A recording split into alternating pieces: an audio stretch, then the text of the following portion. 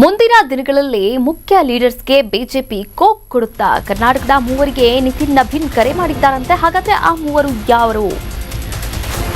ಸಂಘಟನಾತ್ಮಕವಾಗಿ ರಾಜ್ಯ ಬಿಜೆಪಿಗೆ ಸರ್ಜರಿ ಆಗುತ್ತಾ? ಮುಂದಿನ ದಿನಗಳಲ್ಲಿ ಮುಖ್ಯ ಲೀಡರ್ಸ್ಗೆ ಕೋಕ್ ಕೊಡುವಂತಹ ಸಾಧ್ಯತೆ ಇದೆ.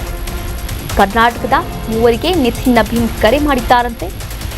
ವಿ ಸೋಮಣ್ಣ, ಮುರುಗೇಶ್ ನಿರಾಣಿ, ಬೆಲ್ಲತ್ ಈ ಮೂವರ ಜೊತೆ ಈಗಾಗಲೇ ನಿತಿನ್ ಮಾತುಕತೆ ಆಡಿದ್ದಾರಂತೆ. ಇನ್ನು ರಾಜ್ಯದ ಪ್ರಸಕ್ತ ರಾಜಕೀಯ ಸ್ಥಿತಿಗತಿ ಬಗ್ಗೆ ಚರ್ಚೆಯನ್ನ ಮಾಡಿದ್ದಾರೆ ಎನ್ನಲಾಗ್ತಾ ಇದೆ.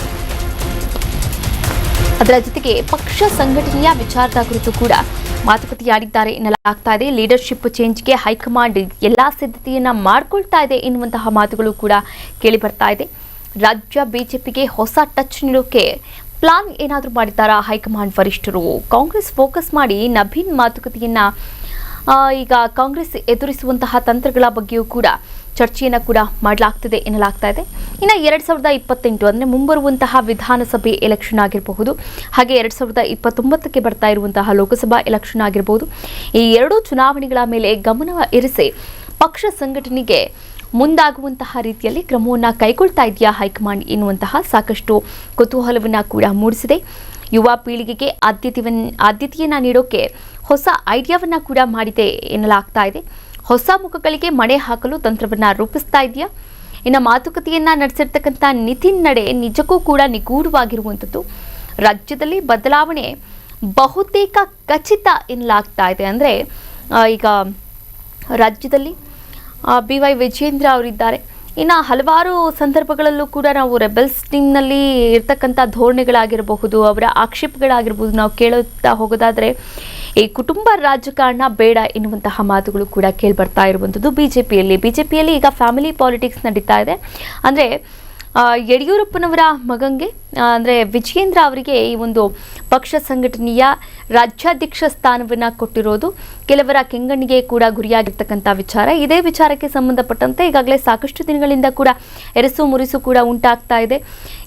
ಈಗಾದರೂ ಈ ಬಿಜೆಪಿ ಪಕ್ಷ ಸಂಘಟನೆಗೆ ಸರಿಯಾದಂತಹ ನಾಯಕತ್ವವನ್ನು ಆರಿಸುತ್ತಾ ಅಥವಾ ನಾಯಕತ್ವವನ್ನು ಬದಲಾವಣೆ ಮಾಡೋಕೆ ಮುಂದೆ ನೋಡ್ತಾ ಇದೆಯಾ ಎನ್ನುವಂತಹ ಒಂದಷ್ಟು ವಿಚಾರಗಳಿದೆ.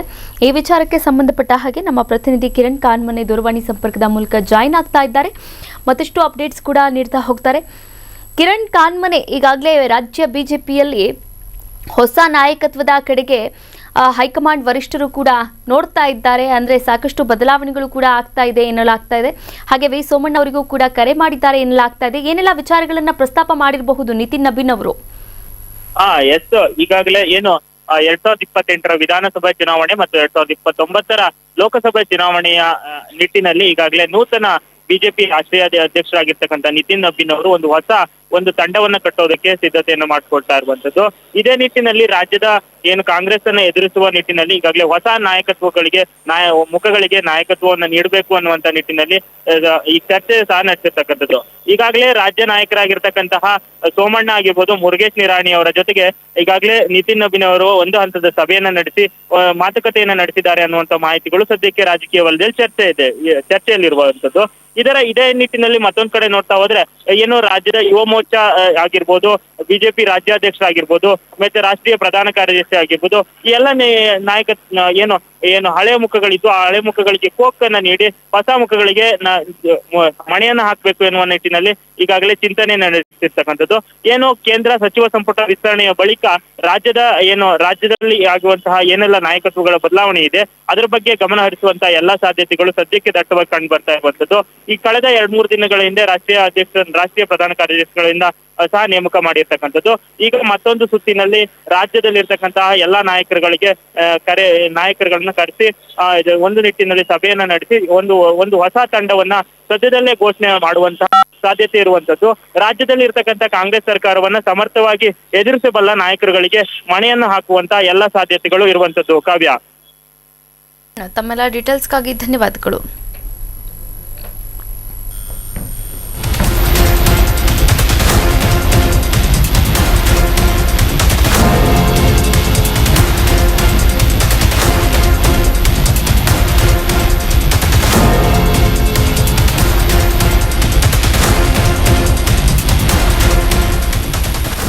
ನ್ಯೂಸ್ ಬೀಟ್ ಫಾಲೋ ಮಾಡಿ, ಸಬ್ಸ್ಕ್ರೈಬ್ ಮಾಡಿ.